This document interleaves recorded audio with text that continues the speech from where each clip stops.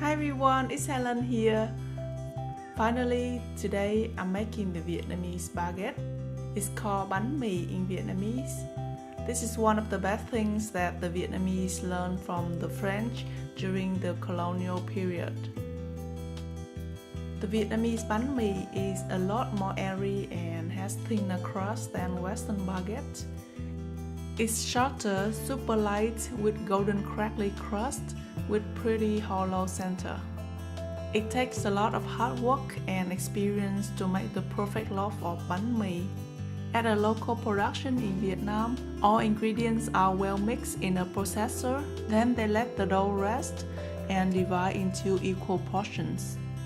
After that, they shape the baguettes, proof them one more time, make slashes and then bake them in the oven.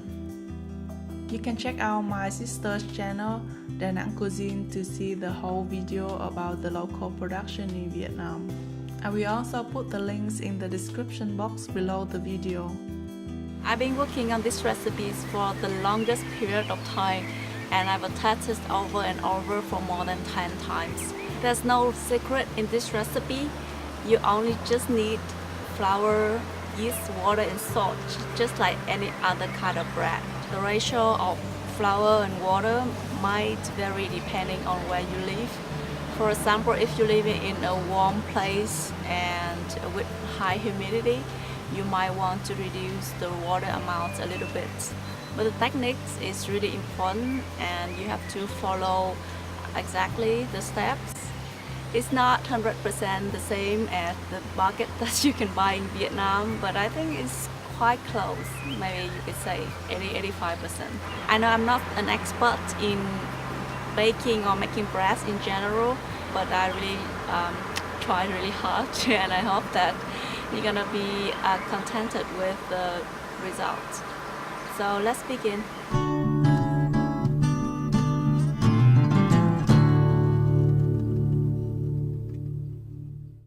You will need 250 grams of all-purpose flour. It equals to 2 cups if you are to measure by loosely pouring the flour into the cups.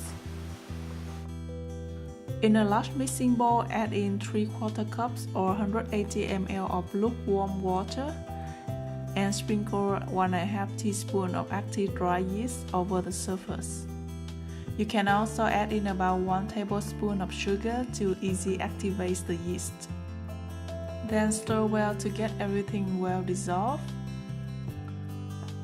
After that, add half of the flour into the mixture and stir well. You will get a thick mixture like pancake batter. It's called sponge. Cover with a piece of plastic wrap or a towel and keep it in a warm place for around 2 to 3 hours or overnight until you see bubbles appear all over the surface, like this. Now we're gonna add in the rest of the flour together with a teaspoon of salt and stir well with a wooden spoon to combine everything together. Alright, so when it roughly comes together and become less sticky, transfer it to a lightly floured working surface and knead well until it's come together into a dough. First, you want to knead by folding method. After that, you fold and push it away from you. This helps the gluten in the dough to develop. Try not pushing too hard to avoid tearing the dough. As you knead the dough, you will notice that it transforms into something much smoother and more elastic. If you're getting tired during the process, just switch them between 2 hands. Like this. It's a really good exercise here.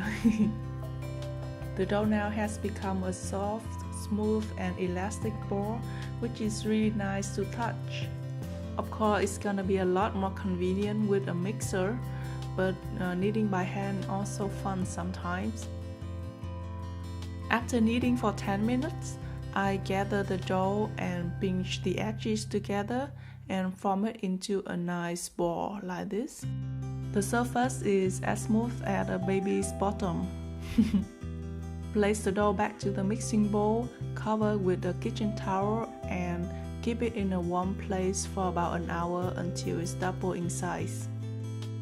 If you're living in a cold place, just put it in the oven with just the light on and maybe a tray of hot water underneath. After an hour, my dough has risen doubles in size. Carefully remove the dough and transfer it onto a working surface without kneading or deflating the air inside. Divide the dough into 3 equal portions.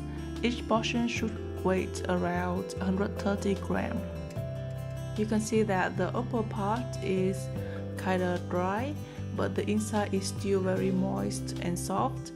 Now we're gonna form each portion into a ball by stacking the dry surface outside into the center, like this. Just tweak the inside out, pinch the edges together and form it into a nice ball. Then cover with a kitchen towel and let the dough relax for 10 minutes. Now take out one piece of dough, bang it 3 times on the counter. Use the rest of your hand to flatten it out. Roll it and pinch the edges together. Place both hands on top of the dough and roll it back and forth on the counter.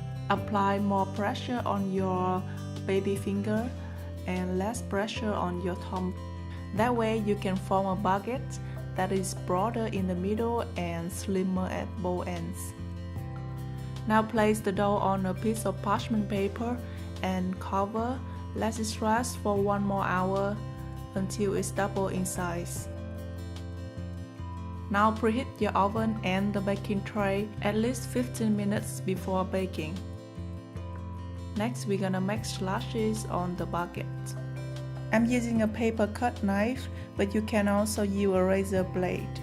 Keep your knife at a 45 degrees angle and make a quick and determined slash alongside of the baguette. If you see wrinkles like this, that means I need to slash faster. Slashing is an art, and even a professional baker needs many years to perfect that skill, so it really takes some practice. After preheating in the oven, take out the hot tray and lift up the parchment paper to transfer the baguettes onto the tray. The oven is now well preheated. As you can see, I place a tray of hot water underneath. I also spray water on the both sides of the oven and onto the baguettes themselves. After baking for 8 minutes, I spray water on the baguettes 1 more time and rotate the tray or the parchment paper so that the baguettes are browned evenly. After 20 minutes baking in the oven, these are our final products. Not bad, huh? Let the baguette cool down a little on a rack and you might be able to hear the crackling sounds from the crust. It's very important that you preheat the oven and the baking tray really well before baking, so it can burst the baguette open through the slashes. It should be easy to press it and you can feel that it's really hollow inside. The crust should have many cracks on it, and I should have flipped it over to brown the bottom part a little more. The bánh mì is really standardized in Vietnam, and all the baguettes you can buy anywhere, any street corners are just the same.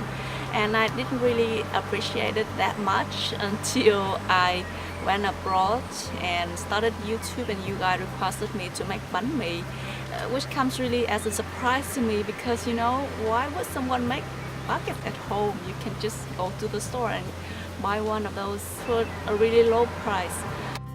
For example, this is the small food cart selling bánh mì thịt nướng, which is grilled pork baguette sandwich on the street in Da Nang. You can smell the grilled pork from far away, and when I saw them on the street, I just couldn't resist. For the fillings, she put in some sweet chili sauce, mayonnaise, patty, some fresh herbs, cucumber, a lot of grilled pork, and even more pork floss. And all of that is selling for just 10,000 dongs, which is like only 50 cents US. I know! That's why hardly any Vietnamese make bánh mì or baguettes at home. Firstly, because we normally don't have mixer or oven at home. And secondly, it's so easy and inexpensive just to go to any street corner and grab one.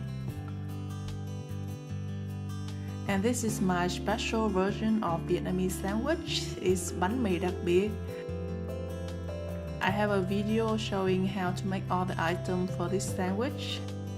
You can click on the picture to go to the video recipe or follow the links in the description box below. Given the fact that I didn't use any special equipment or ingredients, no mixer, no baking stone, or no baguette loaf pan, no special flour, everything was mixed by hand from scratch, I'm pretty proud of myself for this result. And you know what? Even you are paying me 10 or 20 euros for this sandwich, I'm not gonna sell it. I hope you're gonna give this recipe a try, and don't forget to click like and subscribe to my channel. Thank you for watching. Bye bye.